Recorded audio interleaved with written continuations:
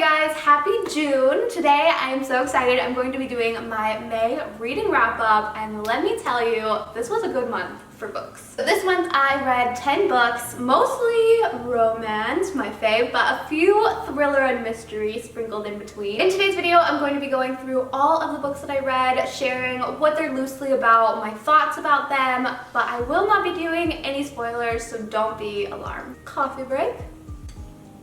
By the way, I actually started this video like an hour ago and I was wearing a totally different outfit and I spilled this all down the front, so pretty bold for taking a sip right now. But just jumping right in because we have a lot to get through today. The first book that I read for the month of May was Attachments by Rainbow Rowell. This author is the same one who wrote Eleanor and Park, which in high school was my favorite book of all time. If you have not read that book, please read it. It is a very, very sweet book. I actually really want to repurchase it because I have no idea where it is all these years later, and reread that one because I used to be obsessed with that book. It was so, so good. So anyways, same author. I was really excited. The setting of this book is Y2K era and not like Y2K baby tees, but Y2K internet. The main character of this book, Lincoln, is an IT guy. He basically reads all of the flagged emails in the company system. So if people are using like, you know, bad language or things that they shouldn't be talking about in company emails, it gets flagged and his job is to read it and basically give them like a warning. Throughout all these flagged emails, he is constantly getting these two email exchanges from two best friends, Beth and Jennifer, and for some reason he kind of just has a connection to these ladies. He really enjoys reading their emails, and I really like how this book is set up because it is set up like from Lincoln's point of view, and then the next chapter will be written like as emails. So it's definitely like a fun, lighthearted read. It is a YA romance. It has a little bit of humor in here. The email exchanges are just very true to real life, what you would talk about with your best friend. So I will say this book did start off a little bit slow. The main character, Lincoln, he's a little bit, I don't want to say pathetic, but he just, you know, he's just one of those characters that is always talking down about himself and just feeling bad about himself. And while reading these women's emails, he ends up sort of falling for one of the women, and the way that it pans out is just very, very cute. So if you're looking for something cute and lighthearted, I think that you might enjoy this one. I would personally rate this one 4 stars. The next book I have is Verity from Colleen Hoover, and boy, this one was a roller coaster. This book is more of a mystery, thriller, and adult romance. Emphasis on the adult because, oh my goodness, Colleen, you know, she knows her way around a spicy scene, but this book was next level. Basically, this book is about a struggling writer who gets presented with the opportunity of a lifetime. She's really struggling to get work and is suddenly presented with taking over a already super popular series from an already famous author who ends up getting into a little bit of an accident, can no longer write the series, so she takes it over. In order to wrap up this series that was written by someone else, she starts combing through the previous authors, like basically her entire office. She stays with the family of the injured author. Hopefully this is making sense. And it just digs through all of her files, if she had anything else planned for the rest of the series, and what she comes across is a lot more than she bargained for. She finds a almost complete autobiography that is absolutely chilling and has a lot of admissions about certain family tragedies, and this whole book is really just a wild ride. I think the way that it's set up, it's almost like there will be a second book to this one in the future. I hope so, because this left me with so many questions, and I know I'm being very vague. I don't want to give anything away because the plot twists are wild. So I definitely recommend this one. It's a page turner for sure. I finished this in just a few hours, and I would also rate this one a 4 star. Next, you guys, I finally read it. I finally read Beach Read by Emily Henry, and let me tell you, this is my absolute new favorite book. I'm obsessed with this. I'm obsessed with the characters. I'm obsessed with how it was written. I already was falling in love with Emily Henry, but this just like pushed it over the edge. This book breathed life into my soul. It made me so happy, it made me cry. There were just so many emotions, and these characters, you guys, I'm in love with them. Augustus, For you, I am single. This book is about two young authors who wind up living right next door to each other in separate beach houses. The kicker is they had known each other years back in college and they weren't really friends then, they never talked or anything, and so suddenly they're neighbors, they end up chatting, and they both have very different writing styles. While they're stuck in these beach houses, they are struggling to come out with new books and they're just, you know, in a little bit of a slump. So they come up with a bet and they end up swapping genres and writing different styles of books to see which one would be published first. This turns out to be the most beautiful love story, and if you have not already read this book, please go pick it up right now and read it immediately because it is so cute. I want to reread it like 100 times. So needless to say, this was a 5-star read for me. Next up, The Silent Patient by Alex Michelada. That's a nice name.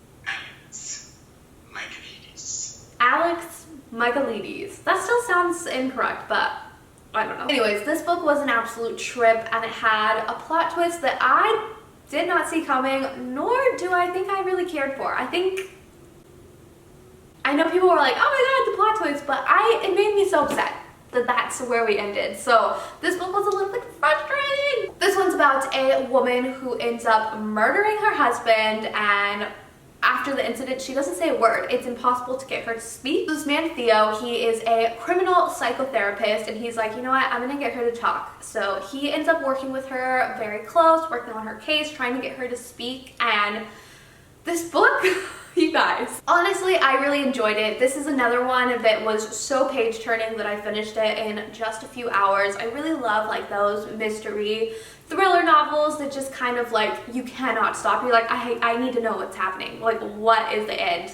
But yeah, the ending here I did not see coming. I will say it was a little bit frustrating and I wish that it didn't end the way that it did. However, I did still really enjoy it, and if you're looking for something a little mysterious, this is a really good one. Although the ending frustrated me just a little bit, I will say that it was something that you definitely do not see coming, and I love that in a book. I do. So I would rate this one 4 stars as well. The next book I have is The Summer of Broken Rules by K.L. Walther, and this was one that I just saw everywhere. The cover drew me in. It's super pretty. It looks like the perfect summer read. I think that, before I get into this, I think that I just maybe was not the target audience for this book. It was definitely a young adult romance novel. Emphasis on the young part. It felt a little bit juvenile, but still a cute story. The main character of this book, Meredith, she ends up losing her sister in a very tragic accident, and they were best friends before this. So she ends up losing her sister about 18 months before an annual family vacation that is also a wedding for one of their cousins. There's a lot of names mentioned in this book, but I really like that like on the very first page it has like the Fox family tree so that you can kind of follow along and figure out who is who, because there definitely is a lot of mentions of each family member. This family, while gathering, they're like on Martha's Vineyard, which is like this family spot that they have like a few different houses on, and they usually stay here every summer. So once her sister passed away, she had skipped that summer and now she is back. Whenever the family like gets together and has their annual vacation, they like to play this game called Assassin, and it's basically you're like assigned a different member of the family and you have to assassinate them with some sort of water. You could do a water balloon, a water gun, whatever. It's just like this quirky little thing. I don't know, that's like the main plot of this book, is this game, Assassin.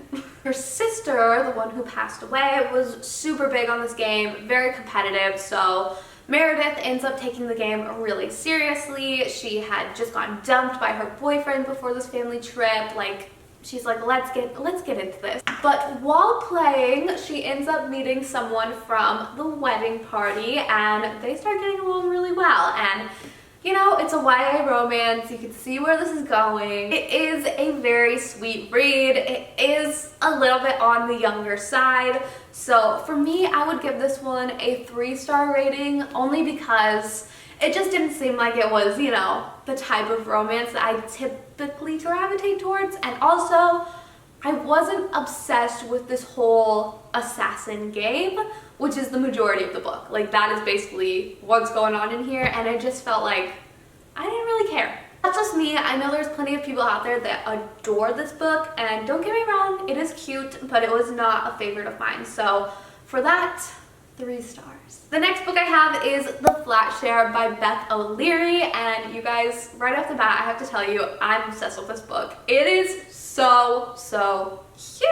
If you're looking for something a little bit funny, lighthearted, a little romantic, this is it. Like, this is so cute. It's one of those books that's also written from different point of views, which I adore. So one chapter will be written by Tiffy, the female main character, and the next chapter is written from the point of view of Leon, the male main character. And at first, I will say I was not obsessed with how the writing style was for Leon in this book, because it's very like short to the point, but as you get deeper into the book, you're like, that's just Leon. And so it's very true to the character. You get like the perfect image of who Leon really is by that writing style, and so I appreciated it towards the end. This book is about a strange Flatshare agreement. The main character, Tiffy, she gets in a really bad breakup and she needs to find an apartment as soon as possible. So she finds this listing from Leon, who is a night shift worker. He has really crazy hours, so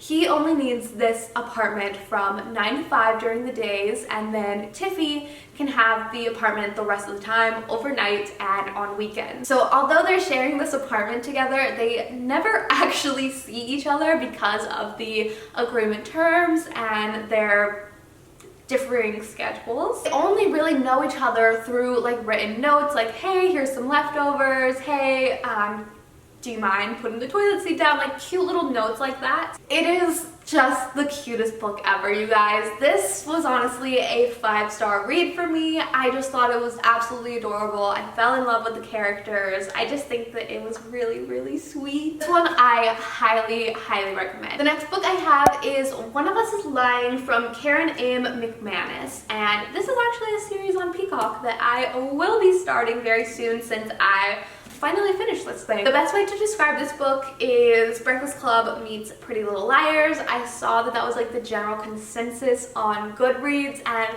that is seriously the best way to describe this to a T. In this book, we have Bronwyn the Brain, Addie the Beauty, Nate the Criminal, Cooper the Athlete, and Simon the Outcast, who ends up dead while the 5 of them are in detention together. So it turns into the case of who done it, and basically all 4 of the remaining kids left over are framed for murder. This book is something that I know if I had read it in middle school or high school, it would have become my life. It is such a good read. I love each one of the characters. I don't know, it was just a very enjoyable read. Also, the way this book is written, it's also from like a different point of view from each one of the 4 kids involved in the case. I also really like that each entry from each of the kids is dated and timestamped, so you are seeing like a fluid storyline here. So although this book was definitely young adult, there are a few pieces of it that's a little bit juvenile. I thought it was really sweet. It's definitely addicting, and a little bit throughout the book, like halfway in, I definitely figured out who did it, but it's still enjoyable to kind of get through it and see how things pan out. So this is another one that I would rate 4 stars. We're doing good, you guys. This was a good month. Next up, I have Ugly Love by Colleen Hoover. This is the second Colleen Hoover book of the month. So I'm just going to read the back of this book to explain it, because, yeah, I don't know. I have some thoughts though, and I'm so nervous to share them with this book. I don't know why. The only thing Tate and Miles have in common is a mutual physical attraction that can't be denied. Once their desires are out in the open, they realize they might have stumbled on the perfect no strings attached agreement. He isn't looking for love and she doesn't have time for it, so that just leaves the sex. What they've got could be surprisingly satisfying as long as Tate can stick to the 2 rules Miles has for her. Never ask about the past and don't expect a future. So this book is a no strings attached sort of vibe, and of course they end up falling for each other as they always do. However, this book was very frustrating for me. There was a lot of red flags here that like, if I was Tate's friend, I'd be like, girl, we need to take a step back and evaluate, because this is not worth it. Again, don't be alarmed, I will not give spoilers, but I will say, don't know if I loved it as much as everyone else said I would. And this one is written from two different point of views. One chapter will be Tate, the other chapter will be Miles. And the way that Miles' chapters are written, it's written with like a bunch of line breaks, like it's poetic and whimsical, and his life is so deep, and just, it drove me crazy. It was a chore. It was a chore to read his chapters, and just the way that it's written, I'm just like, you are such an overdramatic, obsessive child. You're a child. There's a lot of iffy things in this book that made me uncomfortable. And there is a plot twist ending, but once you figure out a little bit of his past leading up to the twist, it's not a twist. You totally see it coming. Like, I knew it was coming. So it wasn't shocking. A lot of people were like, this was a tearjerker. I think just because it was so predictable, it wasn't as upsetting for me. The main character, Miles, he had a really bad breakup 6 years previously to meeting Tate with this girl, Rachel, and it was indeed very messy. But reading this book, it felt like it was more about Rachel than it was about Tate, which I found really frustrating, and it's so hard to explain my feelings without giving certain plots away, but I understand where Miles was coming from. It was an extreme breakup. It's hard for a young man to get over something so tragic, but the way that he treats Tate, I didn't like it. It made me uncomfortable. It made me very sad. I don't know. Like I said, if I was Tate's friend, I'd be like, girl, this is a red flag. We gotta cut him off. Like, too much baggage. This is not worth it. I wouldn't steer you away from reading this book because, you know, Colleen Hoover, she has a way with words. It was addicting. I read it super quickly in like less than a day. And I will say that I enjoyed it, but there were also some flaws that I was like, I don't know. So I would give this one 3 stars. Please tell me someone agrees with me on that. So after reading that book, I was like, I need a proper romance. So I picked up Every Summer After. The cover, you guys, it drew me in. I was like, this is gonna be it. And you know what? It was. This book is written very similar to People We Meet on Vacation by Emily Henry. So I would say if you enjoyed that book, you would love this book, because I think that I like this one just a little bit more. 6 summers to fall in love, 1 moment to fall apart, a weekend to get it right. Very similarly set up to People We Meet on Vacation. This takes you back like every chapter. It'll be from present day, and then it'll take you back 5 years, and then 4 years, and then 3 years, up until the moment that everything falls apart. This was a precious love story. So sweet, the perfect summer read. I was drawn in. I became obsessed with the characters. The only reason that I am not giving this one a 5-star rating is because of the twist at the end. I can't tell you guys about it, but I hate that that is what happened. I hate that that is the reason. It made me really, really sad. I also just felt like once they revealed why things fell apart and what the actual incident was, on top of being extremely upset about it, I just felt like this was something that could have been resolved years earlier. Like, we did not have to have 10 years in between the incident to get back together, you know what I mean? That's the only reason this is not a 5-star read. But I love this book. I love this book. I will reread this book. It's cute. It's very cute. It made me happy. And the last book that I read in the month of May was Before We Were Strangers by Renee Carlino. And I have some thoughts about this one as well. So this is a second chance at love sort of novel where we have some college lovers that again end up falling apart after college, and they go a huge stretch of time without seeing each other. And what do you know? they end up meeting up again, and I'm sure you can guess where it goes from here. Another predictable read. It is a YA romance. It's very cute. I will say that some of the book was a little bit cringy. I do not like when characters call each other like baby and like ugh. Makes me like uncomfortable to read. I don't know if I'm alone in that, but it's like, baby, it's all right. Ugh. I do not like that. Usually with these sort of books, like, I fall in love with these men. I'm in a relationship with these are all my book boyfriends over here, okay, right? This guy, Matt, he did not do it for me. Would not date this man. This was still a cute read. I like to read like these college romancy books, like that young love. It's sweet, you know? This is another one of those books that has the different point of views, one point of view from Matt and the other point of view from Grace. One thing I do want to mention though is the way that Grace describes Matt and the way that Matt is self-written seems very conflicting. At some points it didn't feel like they were talking about the same person. There is also a twist in this book that, again, did not see coming, and it made me so mad. I have a lot of conflicting feelings throughout this book, to be honest, but it was a fast, easy read. I read it in a little less than a day. The cover says a love-hate love story.